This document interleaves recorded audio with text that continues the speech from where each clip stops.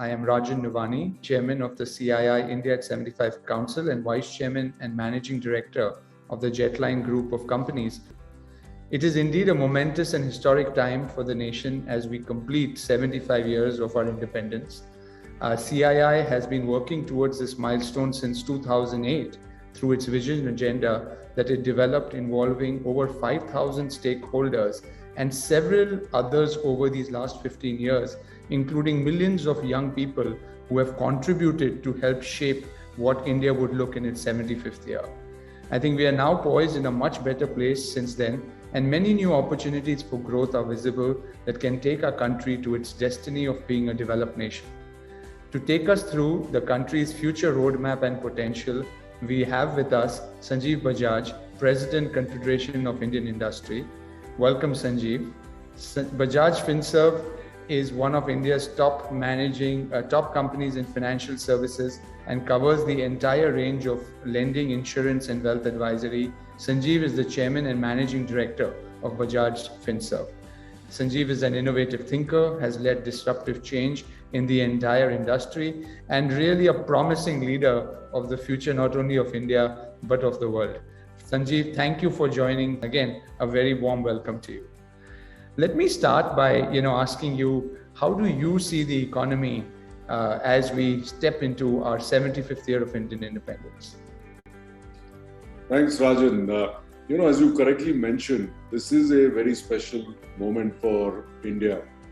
And we must all, with great pride, look back at the achievements of this country since 1947. Whether you look at development, you look at per capita GDP growth rate, you look at education, you look at the pride of place that India occupies now in the global arena.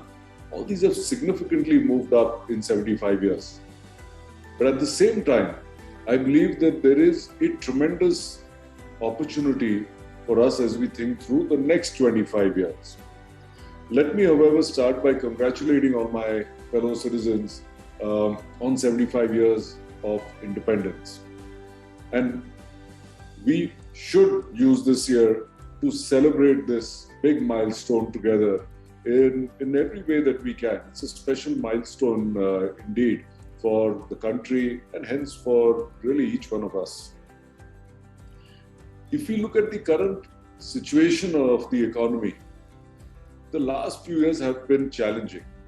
We know that the impact of the pandemic, thereafter the issue right now in Europe with Ukraine, and the resulting toll on the economy, high inflation, oil prices, supply chain disruptions, have all come in the way of preventing India from a significantly higher level of growth and development in the last few years. But at the same time, I believe there are many bright spots. If you look at a whole bunch of data that the government releases from the latest tax collections, some of the high frequency parameters like manufacturing PMI, GST receipts, others, mobility data on passenger and other traffic, when you look at toll collections, all this is showing now a sustained momentum, positive momentum in growth and transport activity. We also know that capacity utilization in the manufacturing sector has now moved up to almost 75% from around 72% a couple of quarters ago. Further, a recent poll that CII did with our industry CEOs shows that their overall outlook for H1 of FY23, that's the current half, looks robust. And this optimism actually comes from sales, from new orders, from exports as well. So it is pretty broad-based. And that's why I believe that we are in a situation where there are some headwinds, but we also have enough tailwinds. And as long as we can manage to keep oil prices low, and as we know, a lot of that is outside of our hand, but we are seeing it coming down. If oil does stay low, we can look to a 7.5% to 8.2% GDP growth rate in this year. We must also keep in mind that whenever a crisis has hit us as a country, our economy has risen to the occasion and reached a new path of growth. We saw this in the forex exchange crisis of 1991. We saw this in the dot-com crisis at the turn of the millennium and the global recession in 08-09. Each time we saw economic reforms being accelerated, and we saw Indian industry get together for higher competitiveness, identifying new business opportunities. I believe that we are in that situation right now. And with the concerted effort of the government and the private sector, there is no reason why we should not prime our economy in the coming years for a sustained, much higher level of growth. I think your last point, Sanjeev, of really government, industry working together, to really take us into that trajectory in the short term is so relevant and so important. But, as we move on to the medium and long-term outlook for the Indian economy, as CII president, you have evolved a roadmap and strategy for fostering growth that will stabilize the economy this year and take India beyond India at 75. A very ambitious agenda. Can you share your vision and really elaborate upon this, please? The Indian economy today, with a size of about $3.2 trillion is the sixth largest in the world in nominal terms. Now, if we remember the objective resolution in the first session of the Constituent Assembly of our country in 1946, which became the basis for India's constitution's preamble, clearly stated as an objective, this ancient land attains its rightful and honored place in the world and makes its full and willing contribution to the promotion of world peace and welfare of mankind. That's the rich history that we have had and been an economic power for centuries. Now, when you combine this with a solid democracy, a young and dynamic population, we have to set for ourselves ambitious, medium and long-term economic targets so that we can earn that rightful and honored place in the world. At CII, this has been a driving force for much of the work that we and our predecessors have been doing. And our Vision at 100 exercise, on which I must thank you because you have worked extensively as well as chairman of CII's India at 75 Council. This flows seamlessly from it. 2047 will be our 100th year of independence. And in this journey, over the next 25 years, as CII, we are setting medium-term milestones for the economy. Today, we are also in an interesting world where we have that opportunity to build resilience, to tap into gaps that any global crisis creates, and to emerge from that stronger. This is what our economy did when we grew by 8.7% in FY22. When we come back to numbers, as I said, we are about 3.2 trillion currently. Our first milestone is to get to $5 trillion, which means a CAGR of 7.6% for us to get there in the next 5 years, so by FY27. Looking further, the next target that we are setting for ourselves for FY31 is $9 trillion. And our ultimate vision is for India to become a $40 trillion economy by the time we reach our 100th year, that is FY48. And if you think about it, one may say that, wow, that's 12, 13 times where we are today. But that overall is under a 7% GDP growth rate. And if we can accelerate our growth rates in the early part of the coming decade and more, we can definitely get to this. Now, this is a bold vision and it will require everyone to get together. But there are key enablers that we've identified as well. One, India has to become a global manufacturing hub. We significantly have to push up investments coming into India. We must create a favorable environment, greater and more favorable environment for exports and for external engagement towards the same. We have to achieve global leadership in services where we have a head start and a significant increasing thrust within the country on both education and healthcare. I think, you've covered some of the key pillars, right? If you look at manufacturing, export, services, investments, healthcare, education, all having to, happen at the same time. I think these are really very, very large agendas. But Sanjeev, can you give us a little brief outline of the targets for some of these pillars, as we move forward? Our economy today is multifaceted. We are operating multiple levers to keep this economy growing. For achieving our bold vision that we have set for ourselves, we must create a detailed strategy and a roadmap which will help us leverage each of these levers. If I come to the sectors, as I said, we have to have a robust manufacturing sector, which is globally competitive. A lot of countries jump from an agri-economy to a manufacturing economy and then to a service-led economy. But as so many of us know, in India's case, we went basically from an agri-based economy directly to a service-led economy. The manufacturing sector growth largely got skipped. It doesn't mean it's not there, but compared to what it should have been. And hence, it's important for us because manufacturing brings good quality jobs and is very important for building critical forward and backward linkages in supply chains. We also believe that with a strong reform focus, combined with India's entrepreneurial mindset, our young population that I talked about, and a very large domestic market, we have this opportunity to become a global manufacturing hub.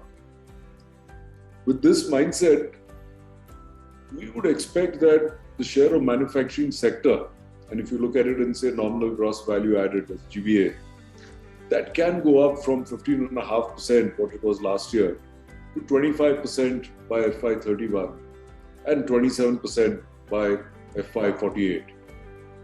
This interestingly will take our manufacturing from currently we are about 400 billion US to 2.2 trillion by FY31 and over 10 trillion when India gets to 100. As I've also said, capital formation is another key pillar. And India has shown that the economy grows fast when there is a clear rising trend in our gross fixed capital formation, what's called the GFCP, CF to GDP ratio. We have seen this grow from 29.6% in FY22, from 28.6% in FY18. And we think it can get to over 33% by FY48.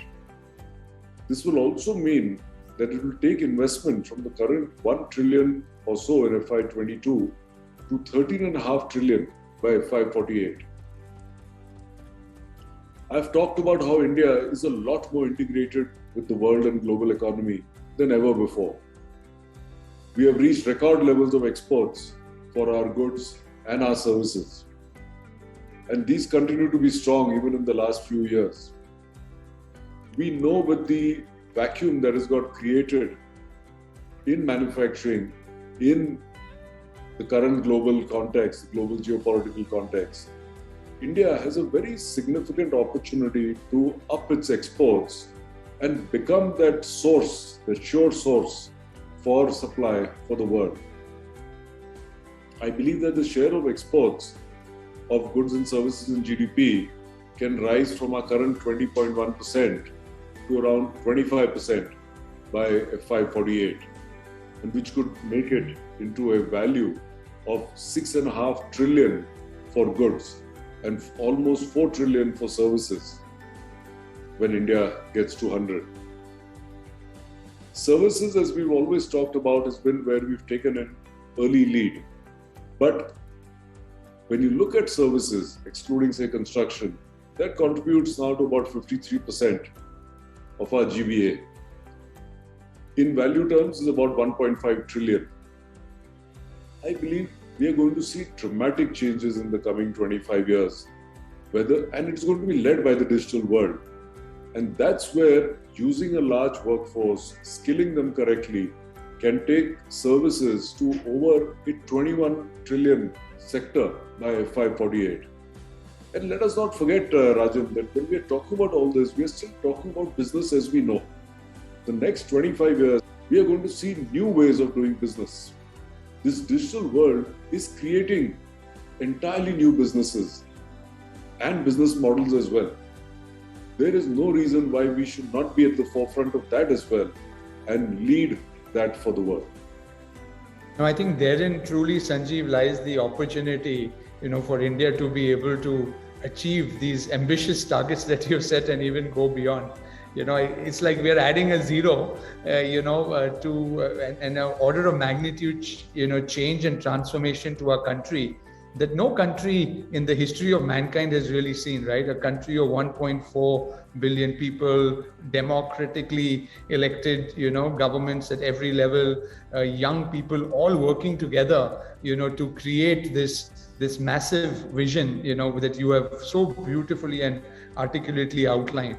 But when you put when the rubber hits the road, right, we got to see how do we make this happen. So if we were to, see India achieve, this economic vision that you have laid out, what do you think we need to be doing to make sure that, we achieve this? See, there are a few clear areas. The first, economic and sectoral reforms need to continue. And we must credit this government for many big and bold reforms that they've been focusing on, from those in the financial sector, the labor reforms, MSME reforms, improving the ease of doing business, reforms in taxation, the privatization roadmap that they've put in place, and a plethora of sectoral reforms in areas such as mining, defense, telecom, which have been announced and are being implemented as we speak. But in addition to the central government doing that, state governments also need to embrace this reform agenda. And one of CII's recommendations has been that, like the central and the state government has the GST Council, which discusses different issues. Very often there are differences between states and the center, but they make it work and there is progress. Why can't we have these kind of councils for consensus building on reforms relating to land, labor, power, and agriculture? If this can be done, it will significantly further improve the ease and cost of doing business and make private sector that much more globally competitive. In some areas, states could be provided fiscal incentives, like what has been done for power, to help make up any gaps that may be there. We also believe that central and state governments must increase their expenditure on public health and education, and these must be accessible to every citizen. We are already a 75-year-old country, and we have no excuse to ensure that quality and competitively priced education and healthcare is not available very soon to all. Not only is this, I think, a primary right, but it will improve workforce productivity, it will make our economy that much more resilient, and it will provide those hands that we need for this economy to grow. When you look at government expenditure on public health, from currently 1.3%, this must go to 2.5-3% by 2025. While the expenditure on public education must go from the 4.4% it is currently to about 6% by 2025, which is also as envisaged in our national education policy. I believe some of these key initiatives, if done correctly, will clearly take us onto that path. No, I think this, taking reforms and, being able to implement this change both at a national, state and at a grassroots level, right up to the Gram Panchayat, is so critical, for our country.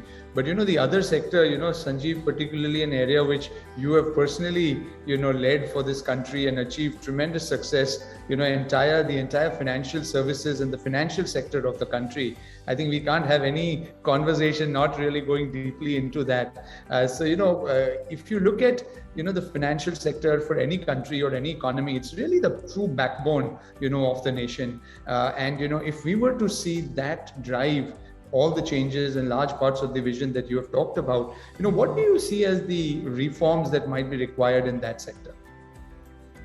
Well, Rajan, as you said correctly, the financial sector actually is the overarching sector for economic lubrication.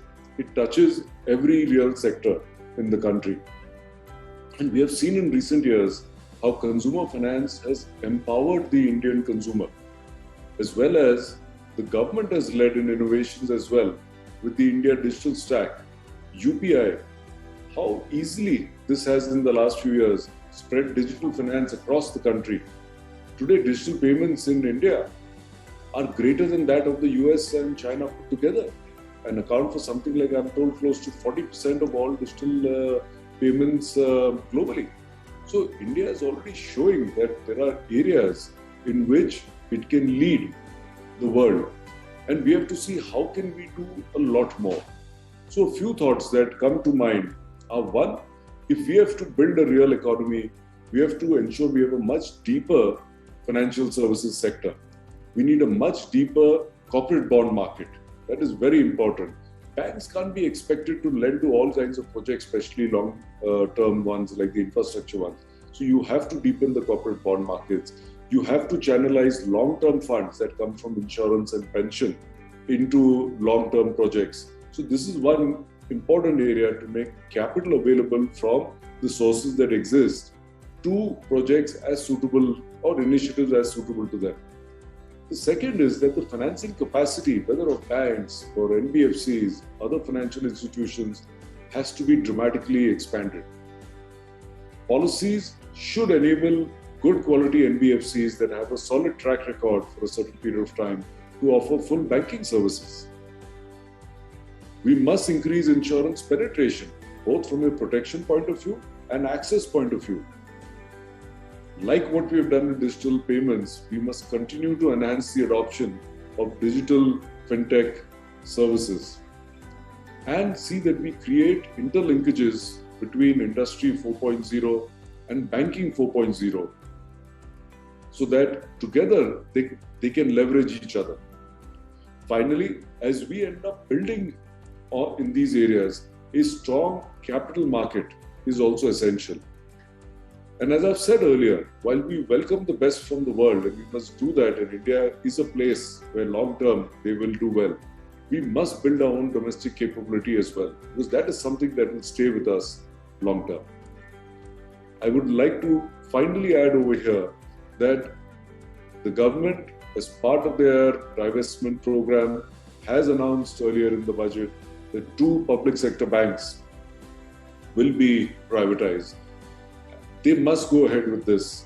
Not only it provides them the funds for other government purposes, but it gives a very clear signal to the market that the government is serious with privatizing non-strategic entities and creating both greater competition but also greater access for everyone. I think the point of trust between government and industry being strengthened over the next 25 years keeps coming out as a key message from you, Sanjiv, and I think this is something that even CII is deeply committed to to building as we continue to move forward. And you talked about the financial services, and the first thing that comes to mind is that inclusivity agenda has deeply been impacted because digitization and technology has played a key role in taking that reach out, right? And ever since we started the India at 75 initiative at CII, we always said that India's economic leadership will be driven through its technological vitality. And technology is such an important driver for economic growth in India, but globally, and more so post-pandemic. So how do you see India truly achieve technology leadership as we move into this Amrit Kal, the next 25 years, which will put India on the global stage with the other nations in the world? See, the Amrit Kal period is a great opportunity for us to look at a real step up in how we leverage technology, and as a result of that, boost R&D and innovation. The government could consider setting up, for example, an overarching empowered technology commission of India that will coordinate, integrate, and manage all technology-related strategy, funding, policy and procedures, and help in its deployment through public-private partnerships. So at a macro level, By doing this, the government can play a very important role in setting the standards, putting some of the basic infrastructure in place, also in facilitating G2G, that's government to government technology collaborations and technology partnerships amongst industry, academia, and research institutions. Another important direction is to promote public-private partnership in R&D, as also to enhance R&D spends, which is today less than 0.7% of the GDP. We must take this to at least 2% of the GDP. Large companies already have their own R&D setups, but the next level companies, the mid-sized companies as well, how can we create an enabling environment on R&D for them using government and private sector together? This is an important area that needs to be thought through. Banks and financial institutions should also be permitted to explore considering how they can monetize filed patents and registered designs and use them as collateral security. So there of course has to be a transparent valuation process for it. But I believe that a sandbox environment for some of these new ways of thinking will go a long way in seeing how industry, which creates these IPRs, these designs, these patents, can benefit from that also and help themselves grow. We also believe that the Indian design policy needs a rethinking for a integrated strategic design thinking in various sectors of economic and sustainable development. And eventually, whether it is government, whether it is industry, we put a top-down framework, but within that, we let the entrepreneurial juices flow so that we build a very solid technology-driven culture for innovation, and so that we can proudly build designed in India and make in India products and services for the world in the coming years. Thank you, Sanjiv. I think that's really driving this whole agenda really well towards India at 100, and we can continue to talk about so many of the other agendas, especially the export. But one agenda that I would really like to end with, which is truly an important agenda both for us as a country and for the world, is India has made a very ambitious commitment of achieving net zero by 2047. Right? How can industry truly be encouraged and facilitated to embrace net zero as we move forward? Rajan, as we talked about, we have this golden opportunity to become the manufacturing hub for the world, or the next manufacturing hub for the world. There is no reason why it should not be the next green manufacturing hub for the world.